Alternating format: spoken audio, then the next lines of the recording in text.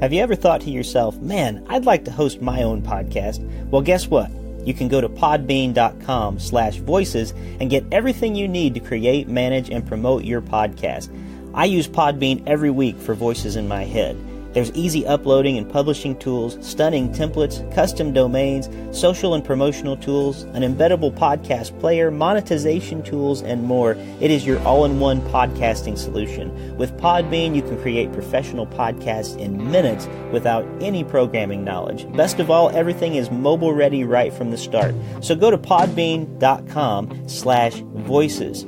And when you sign up, use the code VOICES and you'll get a sizable discount.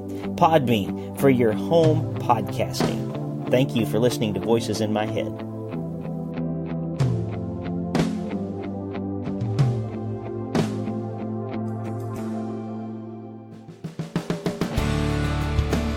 Welcome to Voices in My Head, the official podcast of me, Rick Lee James. I'm a recording artist, a singer, songwriter, an author, a worship leader, and an ordained minister in the Church of the Nazarene. The Voices in My Head podcast is your source for discussions on music, literature, movies, pop culture, theology, and more. Now sit back, relax, and listen to the latest episode of the Voices in My Head podcast. And don't forget to let the voices in your head be heard by following me on Twitter at Rick Lee James and sharing your thoughts about today's show. Dear friend, don't worry about it. I've got the message today. I promise to keep him. I won't let him go. Like a son, he'll be to me. I heard he's been staying on the outside of town, in the alleys and no one could see. He's been searching for days, maybe years, I don't know, for someone to carry him through. I made him a seat at the table, and I'll show my desires for him. I give him the life that you want him to have. Dear friend, this promise I'll keep. He'll sit at the table with me. There are times when I feel like a beggar. My pride won't let me receive, and my crippled feet will not bear me to walk just a mile, get what I need. But if you're willing, then I'm more than able to reach out and take your hand. But if I'm being honest, I've been fighting your grace, but your kindness won't let me win. You made me a seat at the table, and you show your desires for me. You give me the life that you want me to have. When you said this promise I'll keep, you'll sit at the table with me.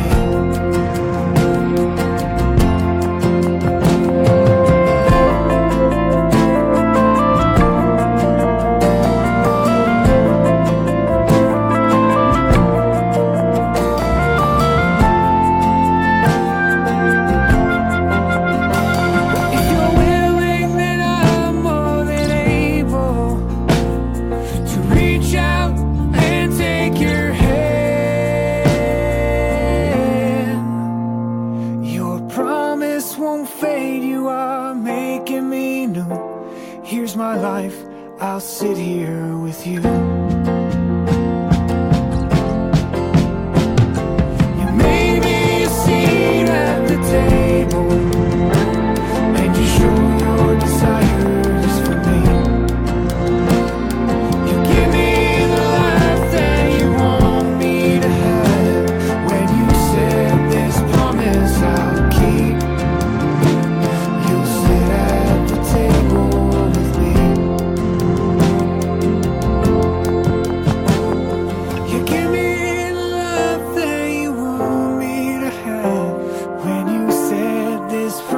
promise I'll keep.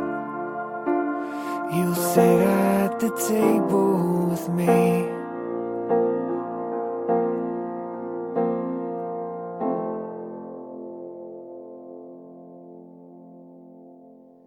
Welcome back to Voices in My Head. As always, I am your host, Rick Lee James, and I'm so glad you could be here with us today. This is going to be a great episode for many reasons, but the main reason is that we have Ian Zumback on the show today. His new album is called The Table. It's really good. I have had a chance to listen to it 2 or 3 times now, and it just gets better with each listen. So we're going to be talking to him in just a moment about that album. Before I do, I want to remind all of my listeners, especially those of you who do worship leading, that you can, through this show, get a discount to the National Worship Leader Conference, which is going to be happening in May in Nashville, Tennessee. You can go to worshipleader.com and just click on the link for the National Worship Leader Conference. And when you sign up, you can use this code, Happy New Year. It's as simple as that. Just put the code Happy New Year in and you'll automatically get 30% off of your registration. It's going to be at the school I graduated from this year, Trevecca Nazarene University in Nashville, Tennessee. So I am especially excited about being there this year. We're going to have old friends there with us also. We'll get to see Brothers McClurg. We'll get to see Crowder, our friend from last week here on the show, Andrew Osenga. He's going to be at the National Worship Leader Conference. I think Matt Maher, I heard, is coming. They're adding new artists all the time, and so I'm just excited to be a part of that again this year. And I bet we'll even get a chance to see our friend Ian Zumback there because he lives in Nashville, so we're going to make sure he's around for that event as well. But just go to Worship Leader, and when you go on to worshipleader.com, click on the National Worship Leader Conference, use this code, Happy New Year, for 30% off. All right, with that being said, we are going to go right into our conversation with Ian Zumback. He is on the line with us on Skype. Ian, welcome back to Voices in My Head.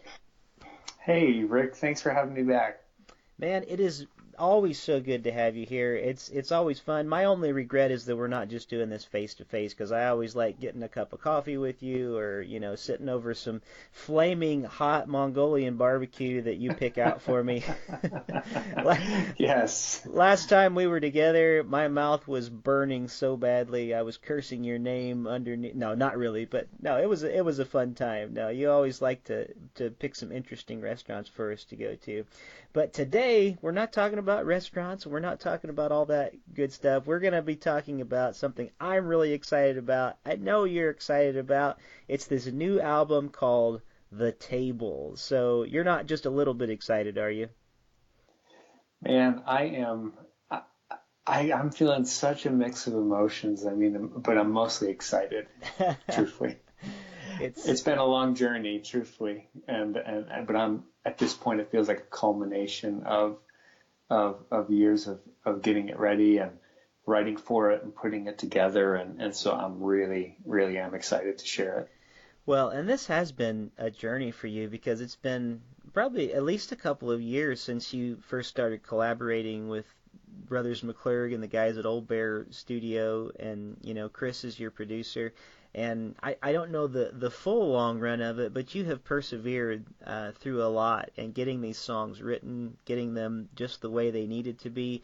I've watched you through what can be a really hard thing, which I know because I'm doing now, crowdfunding. But to see you make that crowdfunding goal, to go back, and I think you finished the crowdfunding goal while you were in the studio, isn't that right? That's true. In fact, it's funny. We literally, the campaign closed the day that we finished the record. Yeah. And we met the goal that morning. So wow. It was wild. Truthfully, it was a wild ride. Well, and you know what? I see that as another sign of God's hand on this project too. I know that in my own career, it seems like God has always been more in my interruptions than in my plans, and It seems like there are these things that I do all this scheming and plotting and planning, and I work really hard, and then it seems like God does something that wasn't even on my map to help get the projects made. And I think I'm seeing that happen again this time as well in just different ways. But I remember being so excited. I almost had tears in my eyes when I saw that you were in the last day of recording, and that was the day that your funding finally came through. Talk about stepping out on faith, because I mean it's an incredibly costly endeavor, and usually as artists we don't make that money back, if we don't have some help. So it's an amazing thing just to see that sort of hand of God on a project like this, because I really feel like He has unlimited resources for us to do those things, and I really believe in this project. So let's talk a little bit about it today. It's a new album. If you're listening, and if it's already past the 2nd of February, the album has already come out. But as of this time of recording, we're 2 days out from it. And I know that the world is going to hear it and just go wild about it. So I hope so. Now, I want to ask you, because I haven't got the actual CD yet. I have the files that you sent me from when I pre-ordered the project, and I've really enjoyed listening to it. But to be honest, I'm not sure that Dropbox always gets the order of songs right. So I don't know if I've even been listening to the album in its proper order and the way it's supposed to go. Right. So I've listened through it a few times, and then I've uploaded the files to different, on my phone, to different platforms to be able to listen through, and it seems like it keeps changing the order. So you tell me, first of all, what is the number one track on the album when you start out? The first track is a song called "Down in My Soul." Okay. And that's the one that starts out with my dad's voicemail. All right. That's your dad. I was going to ask whose voice that was, because I wasn't sure who it was talking, but that's really a cool thing. So, "Down in My Soul." Tell us a little bit about how that came about and how you got your dad's voicemail and what the content of it was. Well, that's an interesting one, because that song wasn't even on the plans to record when we were actually in the process of recording the album. We were actually trying to record another song, and we just knew as we were trying to record this other song that it didn't fit the aesthetic or the sound of the rest of the record. So we had to just basically stop and say, okay, let's call it for the day. And this is about 9 p.m., 10 p.m. at night at the studio. And Chris and I had about an hour drive back to his house, because I was staying with him and his wife. And we were like, well, what songs should we include? Because now we have a total opening for the track. So we had necessity to include something. And we remembered that we had written this song after leading worship music at a homeless shelter dinner a year prior to that. And we were like, well, why don't we revisit that song? And it just so happened that night when I got back, it would usually be at the end of the day, like a lot of people, and I would browse through my email and social media, because I wouldn't have an opportunity to during the day. And I saw my dad post this really sad post on Facebook. You could tell he was having a hard time, and he had actually had a few things happen in his life recently that were just knocked the wind right out of him. And so the next morning I got in touch with him and asked him how he was doing, and we had already recorded a voicemail from my son on the album, and I was also planning on including one from my wife for another song. And so I approached him very kindly, honestly, and made sure I wasn't exploiting any pain that he was experiencing, but asked him if he'd be willing to call and leave me a voicemail about where he was at, without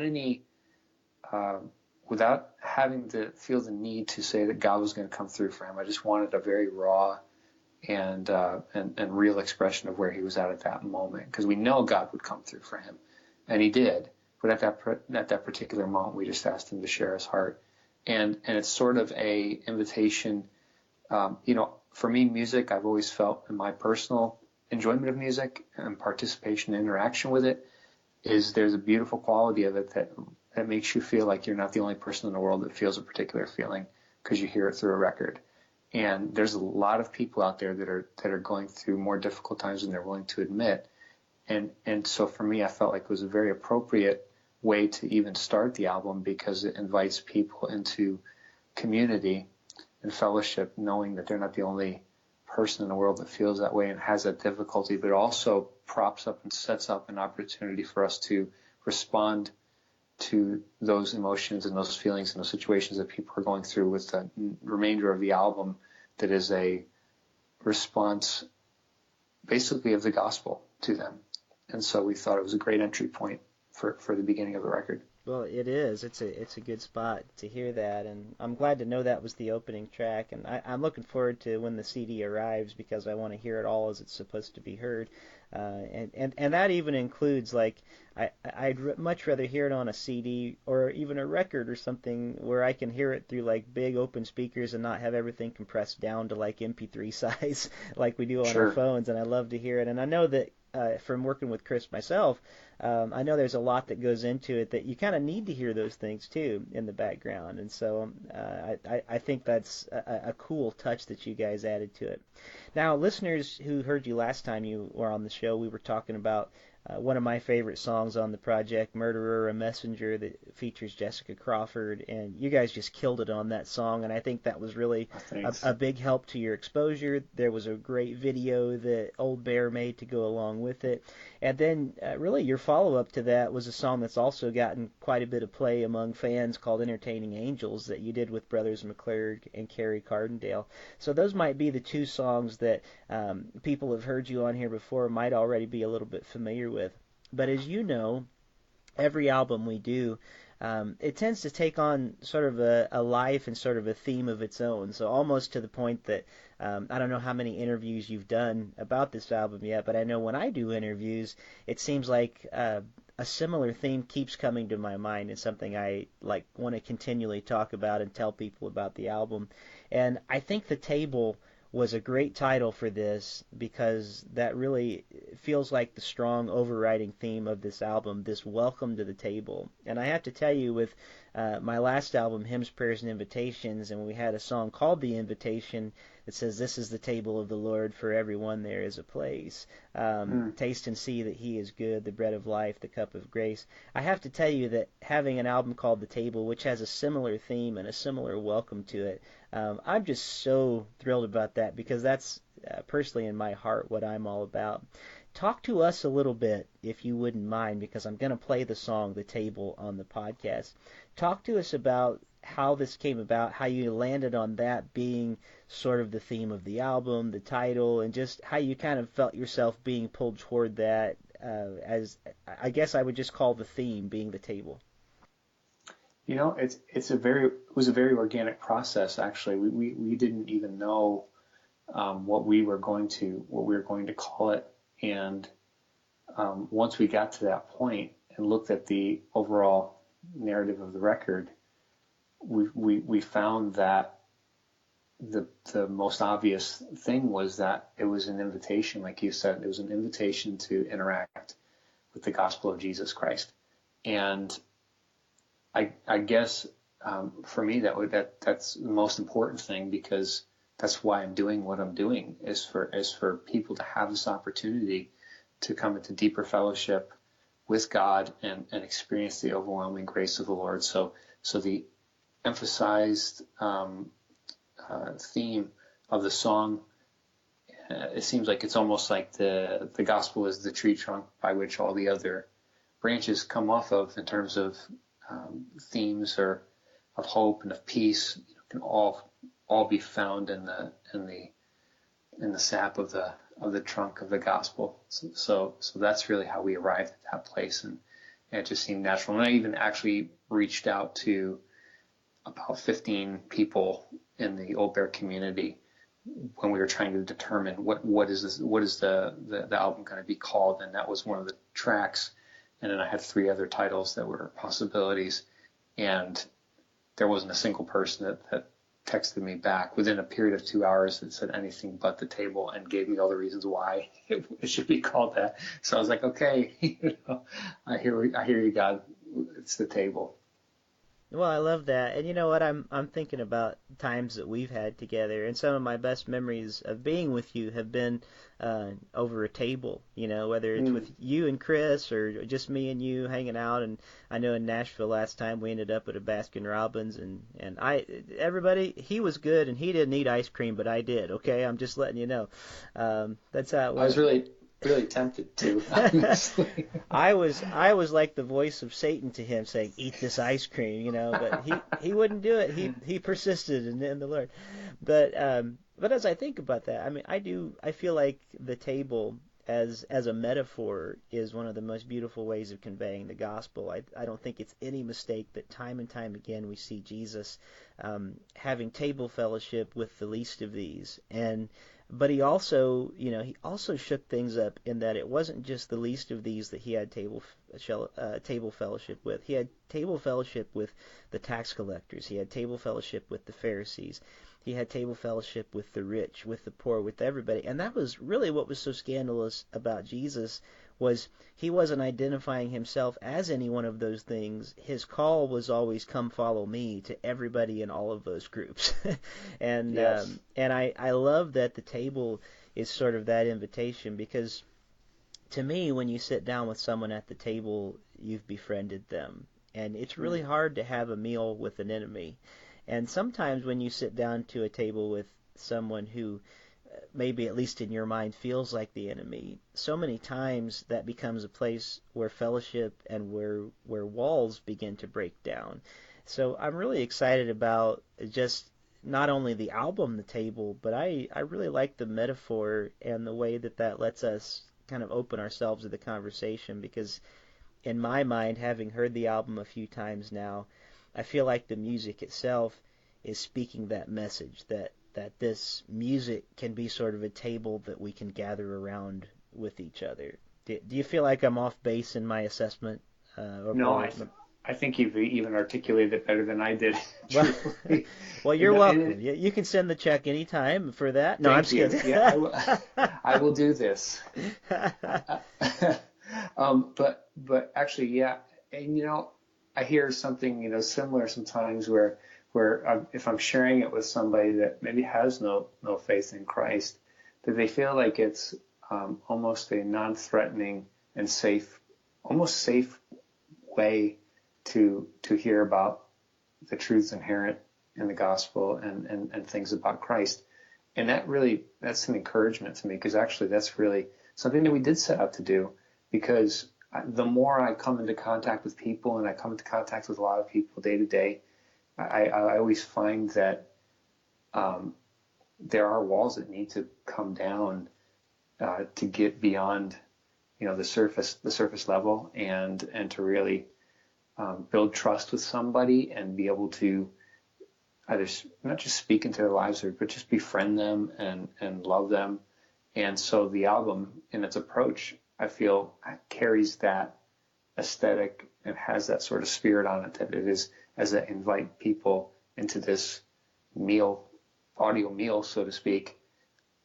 It feels like a very safe place for people to come and approach the throne of grace, just by feeling like they're not going to be made to feel ashamed, or just and if they're curious, if they don't even have a relationship with God, it's still a safe place for them to come and to hear about Jesus and to find out more about Him. Well, I want to talk about a specific track that we're also playing on the show today, called Resurrect Me. And I would love for you to just talk to us a little bit about it. I feel like it's one of the more, I don't know how to describe it exactly, more artistic type song. This has a real interesting feel to it. But I wonder if you could maybe just tell us a little bit of the VH1 behind the music story behind that song of Resurrect Me. Sure. That was a song that was started very early in the process of writing for the album. And I started it with Jessica Crawford, and it was during our first writing session of 2017. And we spent a writing session where we literally wrote for 3 hours. And I think the bridge came in the last 5 minutes of that writing session. And it took us 3 hours to get to that point. We just kept on throwing ideas, mining. We just couldn't seem to get anywhere. And then I said that phrase, resurrect me. And we're like, yeah, that's the direction, but our writing session is going to end in 10 minutes. And so we finished the bridge, and then we sent it to Chris, and Chris listened to it, and he sent back an idea about a tag, which we ended up turning into a chorus. and then it felt like I couldn't get anywhere with the verses. And so it was like kind of like when you catch a fish, songwriting is like that. Sometimes like you'll catch a fish and it's not quite full grown and you can tell it isn't. So you throw it back in the water and let it grow a little bit more and then go back 6 months later and try to fish for it again. Well, this particular song I knew was going to be on record. I really wanted it on record, and but I didn't have any verses for it until literally the day before I went out to record the album. I had actually gotten news about a friend who had taken a fall really spiritually, and nobody saw it coming, nobody knew, and it just inspired me to go back to some of the words that Jesus spoke in regards to at the time he was calling out Pharisees, and he was calling out Pharisees about how in their appearance they looked a particular way, but inside they were full of dead men's bones. And I just contemplated that in this particular case, there's something going on below the surface of this person's life that nobody knew about, and he was full of stuff that led him down the wrong path. And there's redemption for that. That was the inspiration. Was I had hope for this person and belief and prayer. Like, no, this isn't the end of your life. This isn't the end for you. God can resurrect your life even from this death that you're experiencing right now. And so it just reminded me of the resurrection power, and I wanted to articulate that in the song. Well, and I think it has one of the best lines I've ever heard in any song, to be honest with you, when you're talking about the metaphor, again, of someone taking a spiritual fall, and you refer to it in the song as suicide. Is what you call it. And yes. I don't think I've ever heard anyone approach the idea, because when you're making that conscious choice to turn away from what God has for you, we talk about dying to self as being the thing that God calls us to do. But I've never thought of it in that term of like going the opposite way is almost like committing spiritual suicide. Like it's not a dying to self to find new life. It's a literal like killing your spirit. And I just, that's brilliant. Like I've been thinking about that for, probably since I heard it the first time. I've never thought of that way. So, however the Holy Spirit inspired you to bring about that line, I think it's actually something that we could preach about, Yeah. And it creates a whole other word picture and a whole other metaphor. So anyway, I just really love that. I think it's a great song. I'm glad that we have the opportunity. Thank you for giving me the chance on the show to play a couple of your songs, and that being one of them. I just love that Voices in My Head gets to be, in some small part, kind of part of this launch, because I'm a fan, and I tell people whenever I can that you, Ian, are not just a really great songwriter, and not just that you have the voice I would almost kill someone to have. I wouldn't really, but thanks, you have a really great voice. But you are a good man and a good friend, and I have the more that I come to know you, the more I sense the Spirit of Christ in you, and you have one of those personalities that you've allowed God to use you in such a way that it makes me thirsty to be more like Jesus. So wow. I want everybody to know that listens today, that Ian is the real deal. And when he brings you these messages and these songs, this is coming truly from the heart of a guy that quests to know Jesus more. So I want to thank you for that. Oh, thank you, man. I couldn't, through this process, I've heard a lot of people say some things, and that's just that type of encouragement and compliment. Just, it's sort of like wind on the ember that inspires the flame to aspire. And boy, I think I've been influenced by Ryan Clare's album, because I think that's one of the names of his songs. I believe you're right. It must be in there. But I appreciate you saying that. It means the world to me. Well, sure. Well, I mean every word of it. And I want to ask you a couple more things before we go. I don't know how much time we're going to have, but we both have busy days, I'm sure, ahead of us.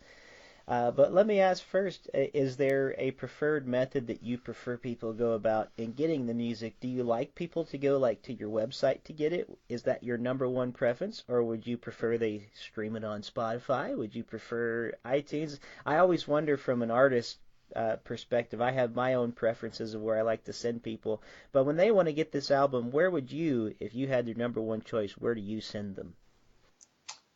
Boy, well, honestly, I really don't have a preference. Truthfully, I feel like it. If they're going to get it, they're going to get it in the medium that they prefer. I mean, I suppose iTunes would be great initially because it does seem to, help support the things that we're doing at the label, and so anything that comes through iTunes is going to probably be the highest, I guess, most profitable way to be able to invest back into the label and continue to put out releases through Old Bear. So that's a preferred way, but at the same token, it's really about, people getting it the way that they prefer to have it. So if they're using it on Spotify, I guess I would just encourage them to add their favorite song to their playlists or let their friends know about it. There's also a online store that they can purchase a physical copy through Old Bear Records, which is oldbearrecords.merchnow.com, and then there's iTunes also. Yeah. And I'm the kind of guy, because I have a car after years of not having this. I have a car that actually has a CD player in it, and I like to get my hands on the actual physical CD to listen. Cool. And so I'm really excited about that. But I always want to give the artist a chance to kind of express that, because we all know you can listen to it a lot of different ways. And I have this love-hate relationship with streaming music because I want people to support artists. And there's all kinds of different views on that, whether or not you really are supporting that much through something like Spotify or different areas. But that's a whole other conversation. You can support Ian by sharing about the album on your social media. That's another thing you can do, especially if you really dig the album, like I know you're going to when you listen to it. Tell a friend about it. That's just the best thing you can do. Add it to your playlist on Spotify if you list there. If you're on Apple Music, there's a way that you can post things there to your favorites. You don't know how much it really does help when people do that, and when people don't, sometimes there's really great albums that just sit there and nobody has heard about because people aren't spreading the word. And there's just little things like that you can do. To be honest, I'd much rather spread the word about someone like Ian than I would spread news about politics or some other thing that brings everybody down, Mm-hmm. This is something that's uplifting and really helps in the long run. Well, let me ask you one more question real quick. And how is it that, because I know your family's involved in this, your wife and your son. You even talked about having them on your voicemail with tracks through that. How have they been a part of this process? Because sometimes I think as artists we can, if we're not careful, we can almost make this about us and not include them in the process. But it seems like you've been very conscious to make them a part of it. How have they been a part of this journey with you on making this album? Boy, I'll tell you, they're the unsung heroes of my life because they've provided such support and encouragement, and a lot of times even, just for example, when your faith is waning a little bit and you feel like you're insecure or doubting the process and whether or not God has really called you to endeavor to share what you believe He's placed on your heart to do, they're usually the first ones there to encourage me and say, no, you need to do this. This is something that God has called you to. We believe in you. We love you, and continue going out there. So they're sort of like God uses them in a way at times. And I'll admit, I don't walk around, in the doldrums each and every day, where they have to like pick me up out of the miry clay and build me up. But there are times, where they can see, maybe just my head's, kind of I'm looking towards the ground a little bit and walking along, and they acknowledge that, recognize that, and say, no, this is what God God has called you to it.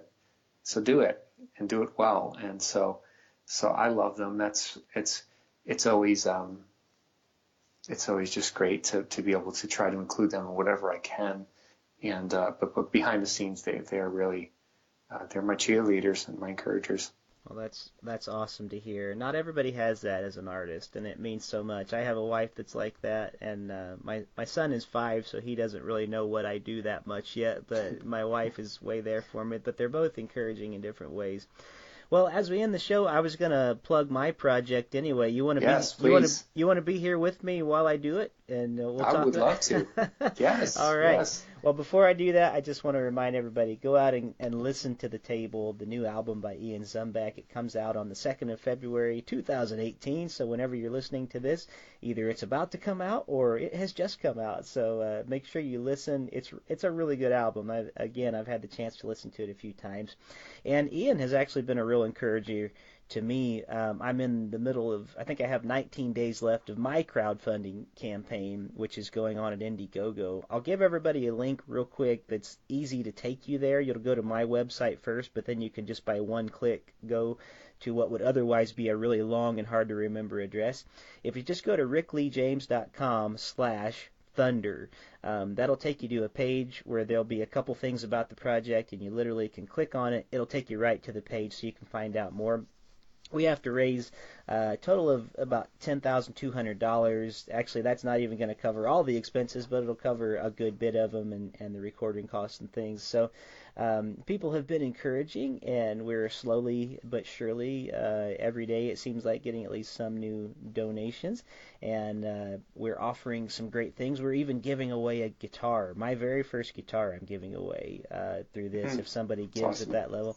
Yeah. There's a couple things I'm really excited about. I don't know if you saw online, Ian, but I have a record of the sort of the hits from hymns, prayers, and invitations, and there's literally only one of these records in existence, and you have to donate at a certain level to get it. But I'm giving that record away, which is something that is, I hope, really cool to people. One thing I'm doing on this crowdfunding campaign is I didn't want to just like give away tracks and things, which I think that's great, but I tried to think about like if I was able to give somebody a gift, like somebody that I really thought was cool and I liked a lot, and I was going to be able to give them a gift, what are some things that I would give them? And I almost think like, if you were on my Christmas wish list, what would be something I would give, Right. So I'm giving away like actual like personal possessions or things that have meant a lot to me. One thing that people are starting to go for is books from my personal collection, because I read like crazy, or I try to, and things that have been very formative to me, and so they can at a certain level donate to like say, I want one of these books, and I'll write you a letter that tells you some things about it that have been so formative for my spiritual formation, or if it's something that's just fun, why it's meant a lot to me. So there's things like that. There's things like books and music and all other things. But you've been kind of helping me along the way, because you've been through the crowdfunding road recently. So what do you have to say about it? I don't even know what else to talk. It's hard to talk about my own project, but you've been such a help. I get it, and I'll tell you, I just want to tell listeners, you should really go support Rick's project. The music is great, his heart is amazing, and it's what we're doing. I think I think the neat thing about Indiegogo or crowdfunding, that it kind of does without even being intentional about it. It does cultivate this sort of fan experience, I guess, or personal experience or relationship between the artist and the person who's supporting your project. And that's the way I remember growing up with music, was like I wanted to have that connection with the artist. And so you have this opportunity to come and to receive something directly from you that's important to you. And it doesn't really allow for, in an age where we cherry pick songs, from Apple or iTunes or whatever. I personally have missed the experience of like full albums, because it gives you a bigger picture of who that person is, and I want to know who that artist is. So Indiegogo is a great way for people to engage with that aspect of your artistry and who you are personally. So I love it. Personally, I've been scoping a couple of the campaign perks, I haven't fully decided which one yet, but I'm excited about any of them that I plan to contribute towards, because I think it's especially the comic book one. I love that one. I think it's so great. Well, yeah, and everybody that has known me very well knows that I have way too many comic books, and I love comics, so that would be a fun one to give away. But at the same time, I've had people that have taken up the perk, like, come make pancakes with me. That's because that's cool. That's one thing I love to do, like on a Saturday. I don't do it as often as I'd like, even. Just because the caloric intake is way more than what I should be doing when making pancakes. But I have a pretty great recipe I have perfected over the years, and one thing that I think is fun to do when I have friends over is, hey, let's make some pancakes and have fun. So I've already had somebody take one of those perks, so they're going to be coming over with their family and making pancakes at my house with me, and I'll get to share my secret recipe with them. So that's one of the many perks that we have to offer. We still have a couple more of the Rich Mullins books that are autographed that are available to people too. We only had about 5 of those to start with, and I think 2 of those have already been claimed. So there's all kinds of different perks on there, and I just love for people to be a part of this whole process of making an album. And you're right, in a sense it makes a community. One thing that happens when you donate, even if it's just like $5 for the one track, there is a way to get music, right away from the album. And one thing I like about it is you can easily send out supporter updates, and it connects everybody sort of on the same page together. I enjoy whenever you send one out from your campaign still to this day, like you're still putting things out, and it kind of unites us all together, lets us know what's coming on, and kind of is like the quickest way to get news about the artist. So rickleejames.com/thunder, and making a new record or really need your help. My friend John the other day figured up if everybody that followed me on Twitter was to donate $2.50, we'd have the album made. Wow. So it's not even a matter of like it doesn't even have to be a huge amount if we can just get lots of people to do it, like who really couldn't afford like $5? I mean, we spend that on coffee in a given day, it seems like. Right. And what you're actually doing is trying to help support an artist's music. So to me, when I have my favorite artists, I pay well over $5 to go see them at a show or to get music from them. So anyway, Indiegogo, it's a fun platform for that. Well, what else should we say, Ian? We're about to sign off from this podcast. Have I missed anything from yours or from my project we should have talked about today? Well, I guess the only thing I would say in regards to your project to your listeners is that you've really been given just an incredible gift, in addition to sharing your own music, but to carry on the legacy of Rich Mullins, that you personally were approached by his first publisher to take and to steward a song that he'd written and to share it with the world. And I think that's just a testament of God's eyes on Rick Lee James, and seeing you steward your ministry in a way that has been with uprightness, and so otherwise you wouldn't have had that opportunity come across your plate. So I think, for people that are listening in, what he has is an opportunity to continue to share the gospel and have a very unique opportunity to carry on and honor the life of Rich Mullins through this project too. And so that's a big deal for any person that's in the songwriting community that loves songwriters in Christian music. He's kind of the, I guess probably like the Bob Dylan of Christian music, in a sense that did a lot of things that has paved the way for artists like myself and for Rick. And so get on board with it, help support, and I know I'm going to. I'm excited. Well, I appreciate that, Ian. Well, ladies and gentlemen, you hear what a great guy Ian is. Now go out and buy his music. I'm honored to get to play some of it here on the podcast today, but his new album is The Table. You're going to want to pick it up as soon as you can. Ian Zumback, thank you for being one of the voices in my head this week. Thanks, Rick.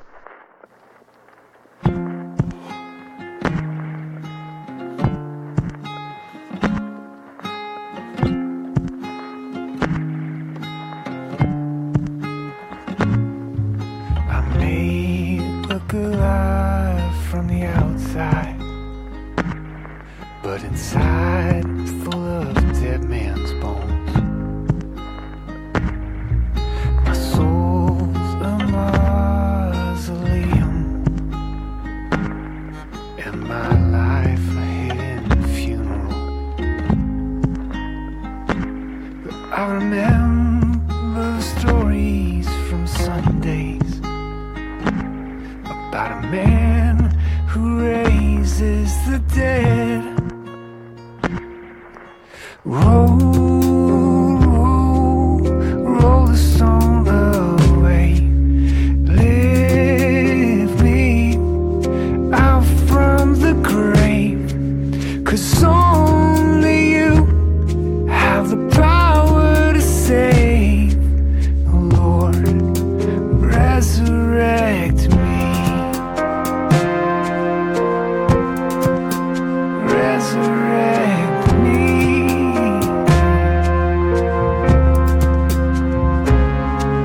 I couldn't tell you how I got here.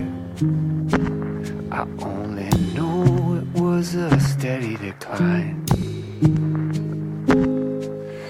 Tell me I'm a victim of murder, but I know it's really suicide. But I recall the words of the preacher that said Jesus can give you new life. Roll, roll, roll the stone away. Lift me out from the grave, 'cause only you have the power to save. Lord, resurrect me. Awaken in me faith to believe that you can bring life to the dead. I am in need of your victory. Lord, resurrect me. Awaken in me faith to believe that you can bring life to the dead. I am in need of your victory. Lord, resurrect me. So roll, roll the stone away. Lift me out from the grave, 'cause only you have the power to save. Lord, resurrect me. Lord, resurrect me.